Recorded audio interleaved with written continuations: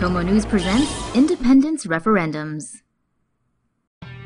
Everything you need to know about the Catalonia referendum. On October 1, 2017, Catalonia voted for independence despite massive opposition from the central Spanish government. To understand what triggered their bitter divorce, we need to dive back into their long and rocky relationship. The northeast region of Catalonia is one of Spain's 17 autonomous communities. It's home to 7.5 million people and has its own distinct language, history, and culture. Catalonia was once under the Kingdom of Aragon, which unified with Castile in the 15th century. It remained a state until it was defeated in the 1714 Siege of Barcelona, and its sovereignty was abolished. Under the newly centralized Spanish realm, Catalans were forced to adopt the Castilian language and customs. The region regained autonomy when Spain became a republic in 1931, but lost it again during the Franco dictatorship. Franco's death restored democracy, allowing Catalonia to have its own parliament, police force, and education system. Though they have a high degree of autonomy, Catalans are not satisfied with the central government. As Spain's wealthiest region, it generates 20% of the national GDP. But high budget cuts during the 2008 financial crisis and complaints of paying more taxes than they get back have increased separatist sentiment. In 2010, the Spanish Constitutional Court reversed a 2006 ruling that granted the region nation status and its own tax system, angering many and fueling the movement for independence. This movement culminated in the October 1st referendum, which Madrid has called illegal. A Catalonian secession would impact the Spanish economy, but will also see the region out of the EU. With no free trade, the region's economy could shrink and the unemployment rate could double. But do all Catalans want independence? Interestingly, polls taken before the referendum showed that while 70% wanted the right to vote, only 41% sought independence. Still, Madrid's response was aggressive. It arrested Catalan leaders and took down websites and apps in an effort to thwart the vote. On the day of the referendum, violence erupted as police seized ballots and forcibly stopped people from voting. Despite the danger, voter turnout was at 42.3%, with nearly 90% of those who voted backing secession. Catalonia's president has said he will declare independence within 48 hours if the yes side won. If this happens, Spain will enter a constitutional crisis and may be forced to suspend Catalonia's autonomy. What comes next is anyone's guess. Graveheart. Cameron worried as Scottish independence vote goes down to the wire. After 2 years and several months of campaigning by both sides, the referendum on Scottish independence is still too close to call ahead of Thursday's vote. The No campaign was so far ahead for so long that it became complacent. But momentum from the Glasgow Commonwealth Games has seen the Yes campaign make up ground.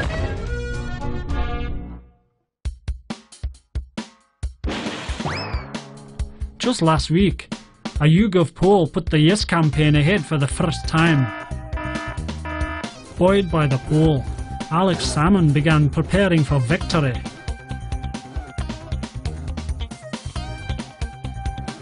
But he failed to foresee the backlash by businesses worried about the economic uncertainty a yes vote will bring.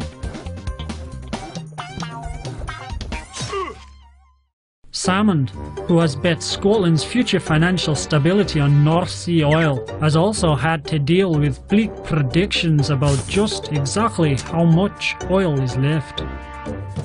Her Majesty, meanwhile, has vowed to remain neutral, but urged Scots to think carefully. Palace sources say she is unhappily preparing for life as the monarch who saw the breakup of the Union. As a last resort, the No campaign has released a joint promise to devolve more power in return for a No.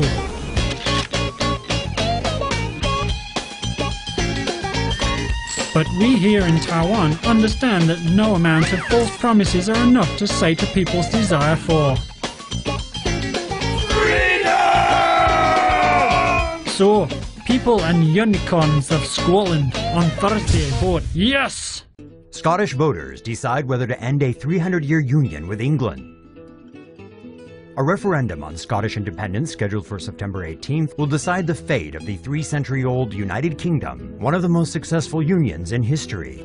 Scotland has been part of the United Kingdom for more than 300 years, but under an agreement passed in October 2012, the Scottish people will vote on whether Scotland should secede from the Union. In 2013, the United Kingdom's total population reached 64.1 million, with Scotland making up about 8.3%. The United Kingdom's GDP in 2013 was around £1.55 trillion. With a GDP of £130 billion, Scotland contributed about 9.5%. Services, especially financial, account for a large proportion of Scotland's GDP, while exports of whiskey and North Sea oil are also important drivers of the Scottish economy. One of the main issues in the independence debate are Scotland's North Sea oil reserves. Production peaked in 1999 when 4.6 million barrels were extracted per day. Production has since dwindled. Estimates of North Sea oil reserves vary greatly. Scottish nationalists say there are 24 billion barrels of untapped oil, while unionists have cited a much lower figure. The Scottish government has been running a deficit which rose from £7.6 billion in 2011 and 12 to £12.1 billion in 2012 and 13. First Minister Alex Salmond says an independent Scotland would continue to use the pound under a currency union with England, but England has warned this may not be an option. If Scotland breaks away from the UK, it will have to decide whether or not to join the European Union. An independent Scotland would also have to apply for NATO membership. The pro-independence camp has also vowed to remove Trident submarines within 5 years of independence. An independent Scotland would have to build up its own armed forces of at least 15,000 permanent military personnel. It would also need to purchase new submarines and frigates. Earlier polls indicated the majority of Scottish residents opposed independence, but more recent surveys show the gap between the two sides has narrowed significantly. Hip, hip, hooray! The UK is saved! Scotland will remain part of the United Kingdom! No! Yes, yes, yes!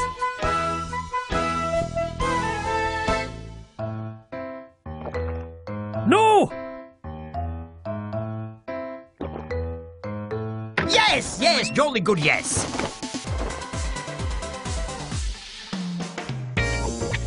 No! No! No!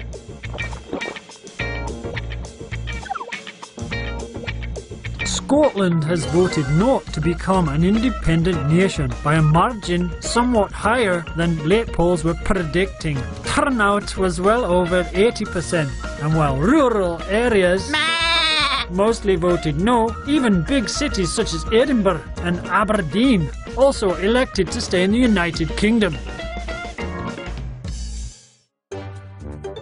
What's next? Well, for starters, First Minister Alex Salmond is expected to fall on his own sword and resign his post.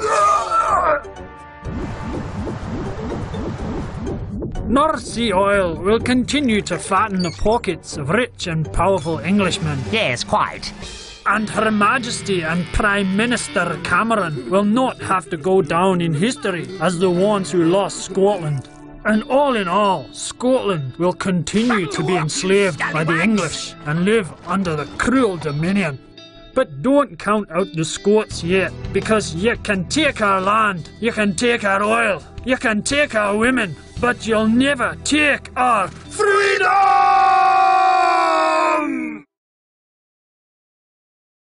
Lawmakers may lose council seats after standing up for Hong Kong.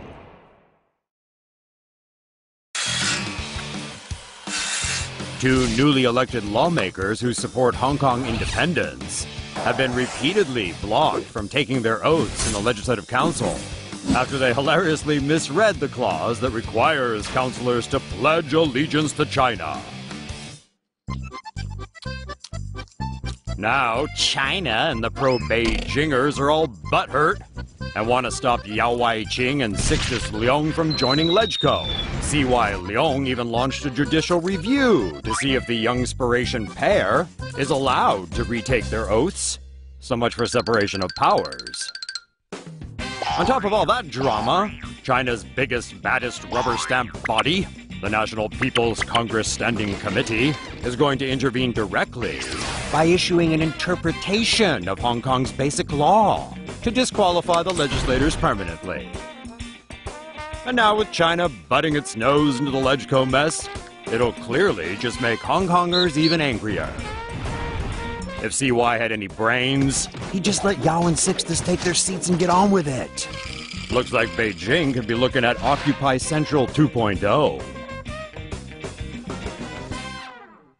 Taiwan flag-raising ceremony complicates relations. This is Twin Oaks, the former resident of ROC ambassadors from Taiwan and Washington, D.C. Last week, during a New Year's Day ceremony, Taiwanese officials raised the country's flag on U.S. soil for the first time in 36 years. The ceremony was attended by over 100 people, but was met with anger from China. The self-governed island nation of Taiwan has not been allowed to raise its national flag on U.S. soil since 1979, after the U.S. recognized China and agreed to support its One China policy, which claims Taiwan as a renegade province of China. U.S. officials denied any knowledge of the flag raising, and despite the fact that the flag was raised on private property, U.S. officials have requested that Taiwanese officials refrain from a repeat performance. U.S. officials in both Washington, D.C. and the U.S. office in Taipei echoed the denials and requests about the flag raising. Some say the flag raising was a show of strength or as an attention getter for U.S.-Taiwan relations. Nevertheless, China's noisy displeasure over a little flag raising goes to show how sensitive the Asian behemoth is to a little prick from their democratic neighbor.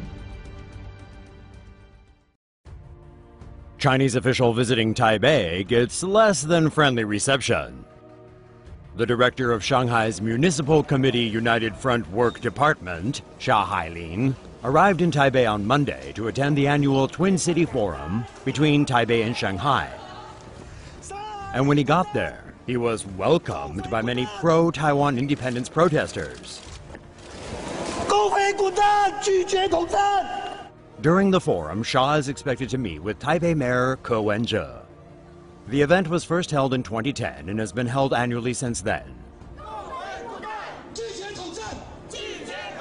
Protesters were angered by Mayor Ke's reception of Xia and blamed him for selling out Taiwan.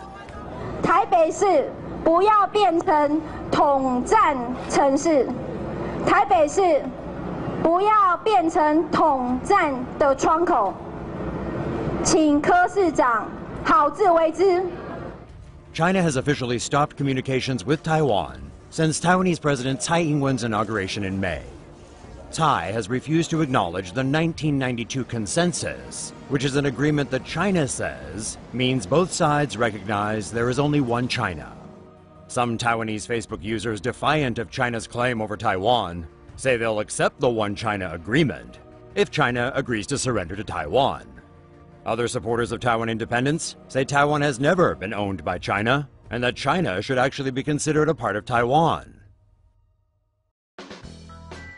Czech politician creates the world's newest fake country. What does it take to create a new country? Can you just make a butt-ugly flag and declare yourself President of the Republic of my Buttistan? Evidently so. This dude right here found himself a tiny spot in between Croatia and Serbia, drew a flag and declared himself president. Czech politician Vit Jedlička, or should I say President Jedlička, says he found a 3-square-mile plot of unclaimed land between the Croatian and Serbian border, and in mid-April 2015, he declared it the Free Republic of Liberland, population 1. Liberland's governing philosophy is encapsulated in its national motto, live and let live. Government services such as a fire department will operate on a voluntary basis, and the nation's eventual citizens will work out their own rates of taxation. The president of the world's newest fake nation says he's received thousands of citizenship applications, but it's not looking good for wannabe Liberlandiers, as Croatia said, "Ha!" when asked to recognize the micronation, and Serbia predictably said the land belongs to Serbia. Many of us would probably like to have Mia stands, but President Jedlička's predicament is a good reminder of a basic guideline for creating a nation. Flags are nice, but an army is nicer.